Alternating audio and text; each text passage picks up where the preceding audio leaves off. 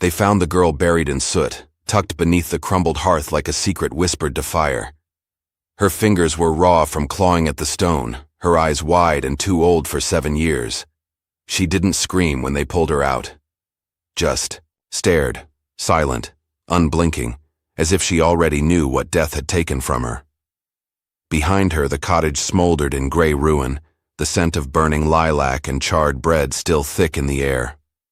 They said the fire had been an accident, a storm maybe, lightning, a drunk lamp left too close to a curtain, but the old man knew better. He'd seen too many homes like this, too many bodies with no burns, just bruises, and when the child turned, her face toward him, something ancient stirred in the farmer's chest.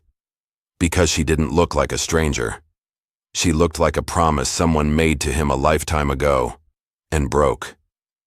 He wrapped her in his coat without a word, lifting her, like glass, and as the rain began to fall, hissing over the dying embers, he said only this: "She's not staying here." He never told the others what he found in the ashes. The necklace, the symbol, the letter scorched at the edges with one word still, legible. Run. Subscribe now because tomorrow's story will haunt you even deeper. You'll need it. But before that, let me take you to the day it all began. The town of Dry Creek was named for the river that used to run through it. Now just a jagged scar of cracked stone winding through the valley like a memory nobody liked to speak of. Dust clung to everything in Dry Creek. It clung to windows and wagon wheels, to porch rails and lungs, to stories people pretended they'd forgotten. It hung in the air even when there was no wind, like the town itself was holding its breath. Mornings came slow and gray here. No birds, just the hollow thunk of boots on dry earth and the scratch of tired brooms across wooden porches. And every morning, without fail, people would see her, Ruthie Bell. She walked with a limp, her left leg dragging slightly behind her, like it had forgotten how to keep up. A long, roped scar traced down her jaw and disappeared into the collar of her dress, faded from time but never soft enough to forget. She never smiled, never waved. Some said it was because she couldn't hear. Others said she just didn't want to anymore. She lived alone in the little stone cottage on the far edge of town, the one with the crooked chimney and the twisted lilac tree out front. Her husband, Thomas Bell, had died 3 winters ago. Some said it was illness. Others whispered darker things. Ruthie never corrected them, never gave them a reason to stop talking. She just showed up for flour, lamp oil, and firewood, paid in silence, left in it too. Children were told not to stare. Some did anyway. She had a way of looking right through people, past skin, past smiles, past the little lies folks told just to survive another day. She saw the hollow parts, and that made people uneasy, because Ruthie Bell was not always silent. Once, she'd been the Sunday singer, the one with the voice that could bend light and make grown men cry in their pews. She used to bake pies for the schoolhouse, used to laugh, openly, loudly, with a voice like sunlight. But that was before the fire. Before the night half the town woke to screaming and the Bell house lit up like a lantern. They pulled her out of the rubble half dead, burned, broken, holding something, someone too small to survive. And after that night, she never sang again. The whispers started slow. She should have saved the baby first. No mother just freezes like that. Maybe she wanted out. Maybe the fire wasn't an accident at all. Nobody said it to her face. But grief has a smell, and the town could smell hers from a mile away. Thick, heavy, and to most folks in Dry Creek, that kind of sorrow was something to stay clear of, like it might be catching. So she walked alone, ate alone, grieved in silence while others gossiped behind dusty curtains. There were no visitors to her porch, no letters in her box. The church stopped asking about her. The doctor stopped calling. And the school teacher stopped mentioning her name during lessons, even though the children still passed down stories of her in the playground. They called her the Smoke Widow, the Witch of Ash Lane. Some even said they saw her talking to the wind, or humming to the burned remains of the lilac tree. But the truth was simpler. Ruthie was just empty. When she moved through town, it was like watching someone who'd already left. Her body still walked the road, but her heart had long since packed its bags. And in that space, between what had been and what was now, was a silence so complete, it rang in the bones. One day, she stood for nearly 20 minutes in front of the general store, staring through the window at a child's doll dressed in blue. Nobody asked why. Nobody joined her. But a week later, the doll was gone, and no one ever saw her holding it. If this is breaking your heart already, you haven't seen the worst yet. Tap subscribe. I've got another truth waiting for you tomorrow. Because the day Ruthie spoke again, truly spoke, was the same day the farmer rode into town with fire in his eyes and a girl wrapped in soot sleeping in his arms. But before that happened, Ruthie Bell sat quietly on her front steps each evening, waiting for something she couldn't name. A sound, maybe. A memory. Or just the wind whispering through a town that had long since stopped listening. And on the night the sky turned red again, she was already standing at her door, barefoot, holding the same crooked shovel she'd once used to bury a cradle under the lilac tree. Before we dive into the story, just a quick note. I'm Baritone, the voice behind this narration. If you enjoy how it sounds, let me know in the comments so we can keep the same voice in future videos. The wind changed the morning he arrived, not a loud change, not like a storm rolling in or thunder cracking the horizon. It was quieter than that, more intimate, like a breath against the back of your neck, or the way a song shifts key without you knowing exactly when. Dry Creek, used to sameness, felt it. People stirred in their doorways, looked up from their ledgers, their porridge, their small, predictable griefs. He came in on a wagon too clean for these roads, pulled by a mule with one ear and eyes smarter than most men in town. The farmer, if that's what he was, wore no hat, no badge, no sign of where he'd come from.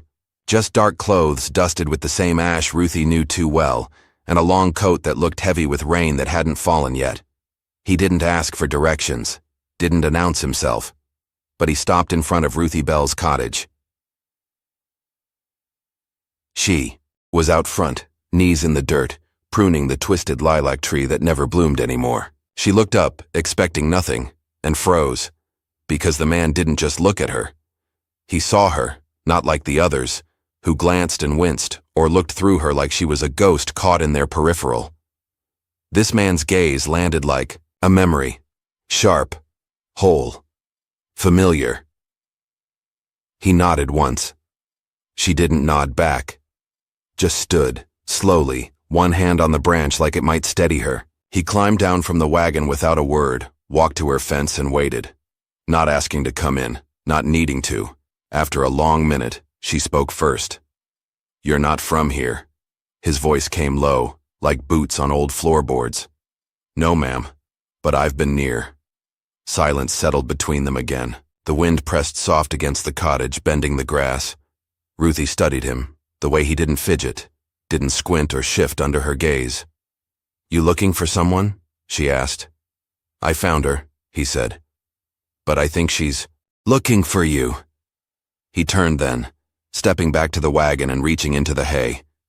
Ruthie stepped forward unconsciously, heart in her throat, and when he lifted the bundle, wrapped in his own coat curled like a fawn in spring, she saw the soot before she saw the girl's face. The child didn't wake, just clutched something small in her fist. A chain? A ring? Ruthie couldn't tell.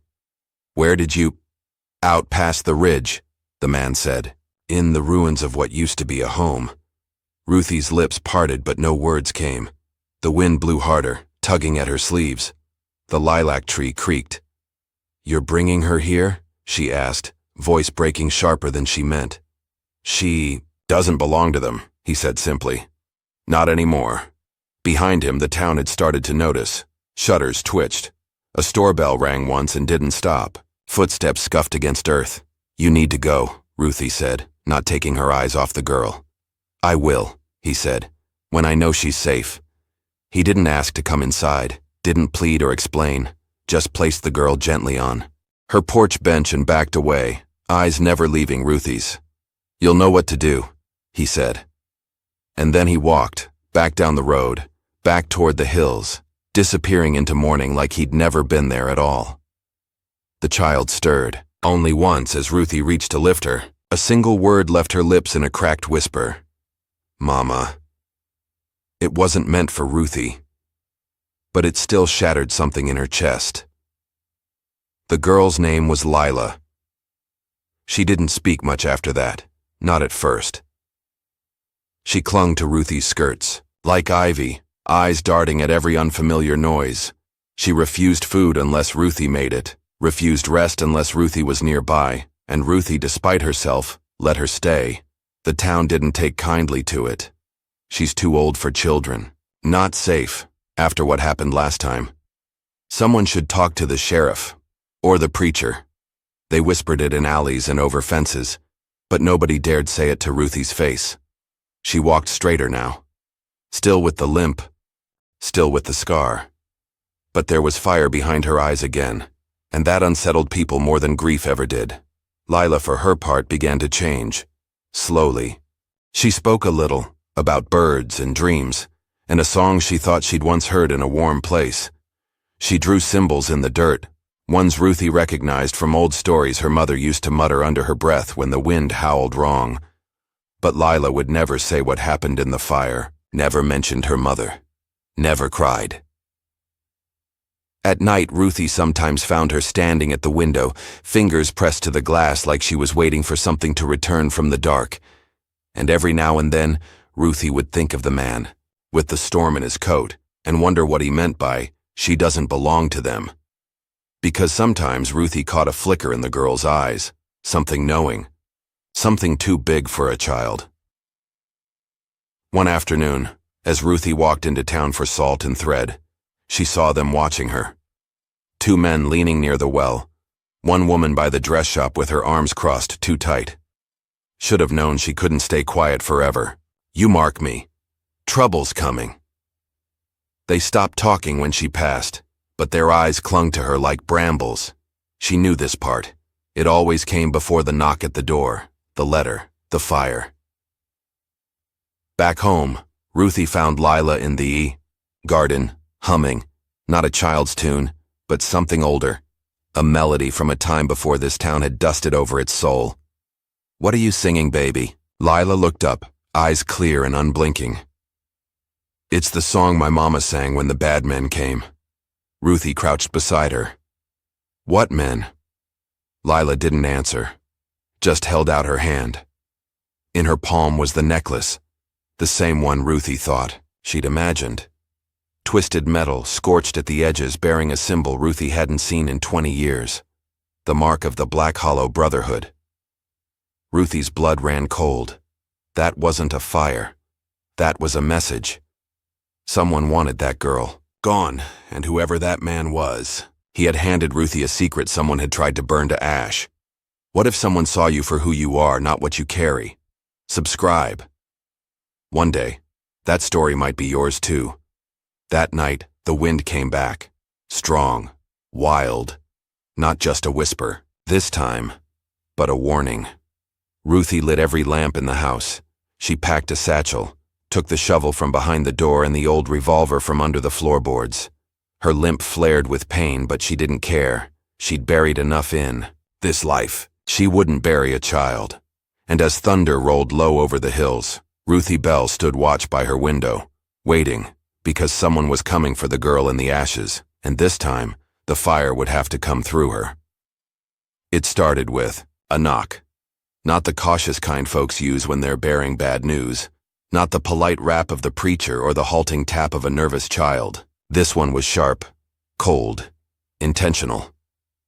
Ruthie opened the door slow, her hand already wrapped around the handle of the shovel resting just behind her. But it wasn't danger on the porch. It was Miriam Kemp, dressed in her Sunday coat even though it was Thursday, lips pursed like she'd sucked on lemon water too long. "Ruth Bell," she said, like she was announcing a death. "You'll need to come with me, now." Behind her stood Sheriff Colburn, flanked by two deputies who couldn't meet Ruthie's eyes. "What is this?" Ruthie asked, voice low. Miriam stepped aside, revealing a black envelope. Anonymous complaint. Child endangerment. They say you're keeping someone who doesn't belong to you, someone dangerous. Ruthie's jaw clenched.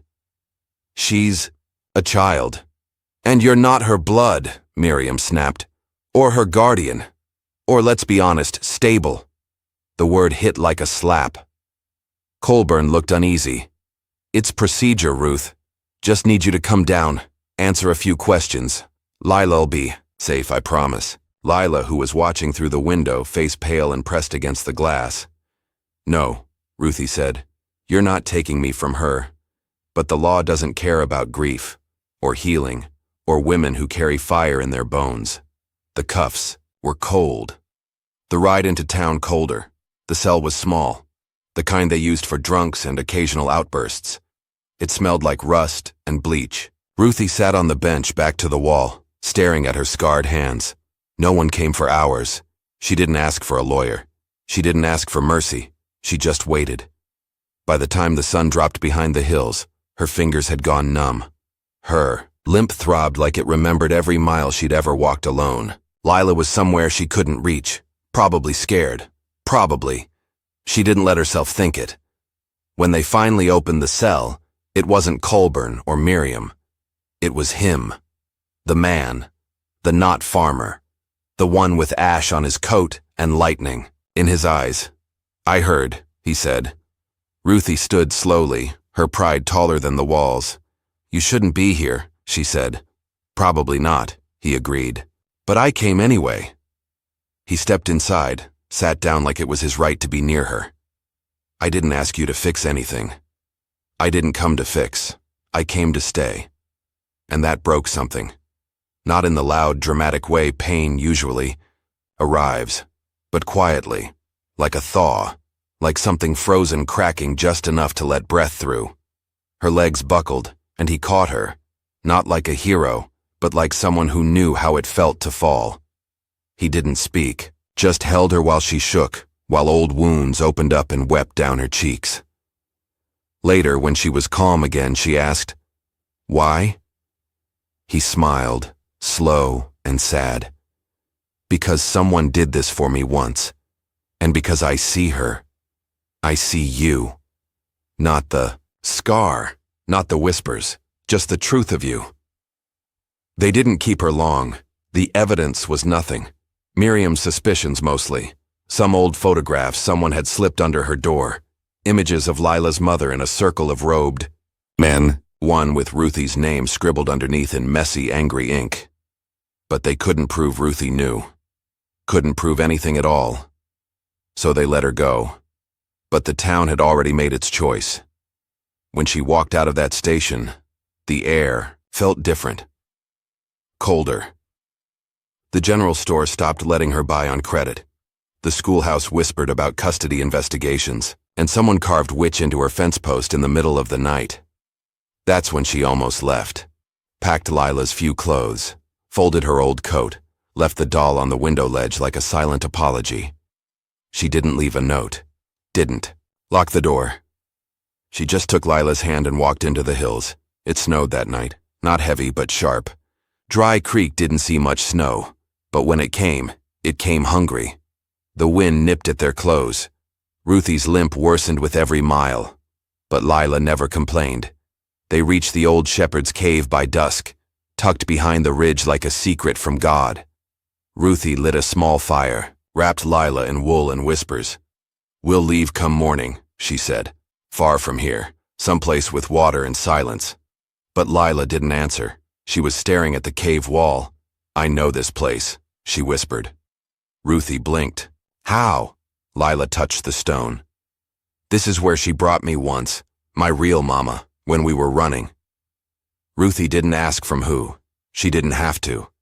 The cave went silent again, except for the wind and the sound of their breaths. She closed her eyes, rested her hand over Lila's. "Then," she cried. Not because she was scared. Not because of the betrayal or the cell or the townsfolk who would rather burn a good woman than face the ghosts of their own cowardice. She cried because she was tired, and because no one had stood beside her, really beside her, since the day the world took her child and gave her silence in return. Until now. He came in the morning. No horses, no torchlight. Just the sound of careful boots over snow and the quiet call of her name. Ruthie. She blinked awake. He was standing at the edge of the cave, coat dusted with frost. "How did you leave footprints when your heart's still open," he said gently. "And I know the places people go when they want to disappear." She didn't answer. But this time, she didn't turn him away either. He sat near the fire, looked at Lila, still sleeping. "They're still coming for her," he said. "The Brotherhood doesn't forget loose ends." Ruthie stared at him. "You knew, all along." "I knew enough. But I didn't know she'd choose you." "Why would she?" He looked her in the eye. "Because ashes know ashes, and sometimes they see the gold beneath the ruin." He didn't try to save her. Not that night. Not ever. He just stood with her. When Ruthie decided to return, not to appease the town but to fight for her place in it, he walked beside her. When they tried to call her names again, he spoke plain and firm. "She's earned her peace. You try and take it.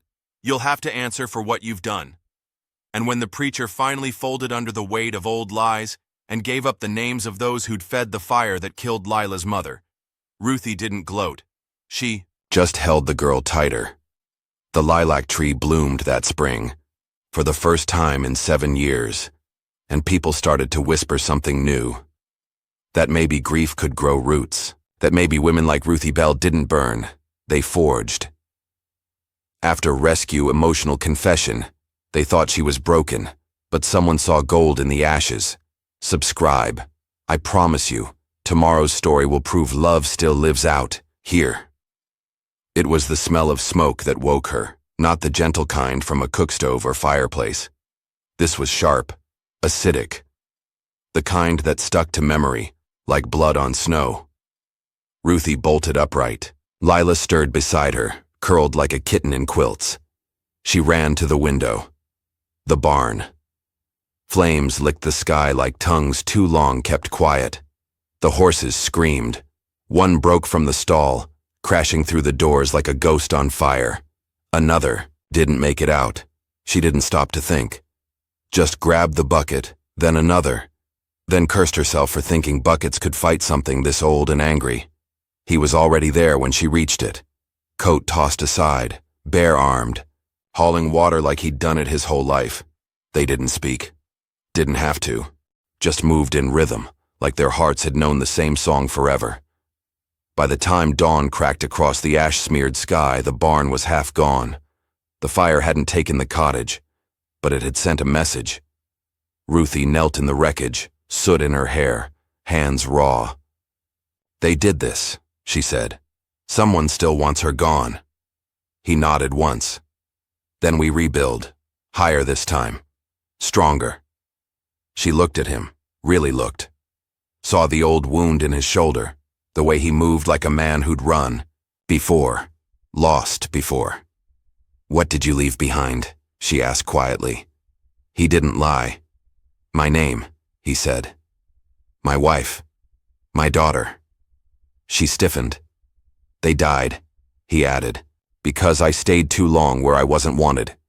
Ruthie's voice broke in her throat. "So why are you still here now?" He stepped closer. "Because this time, I am wanted."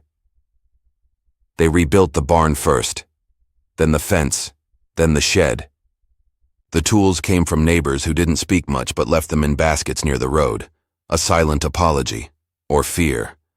No one claimed responsibility for the fire. But Colburn visited, hat in hand, eyes low.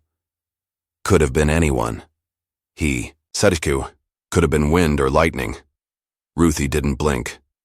Then why'd they carve her mother's name into the ash? Colburn looked away. "We can't protect you." She leaned on her cane. "Then don't. Just stay out of the way."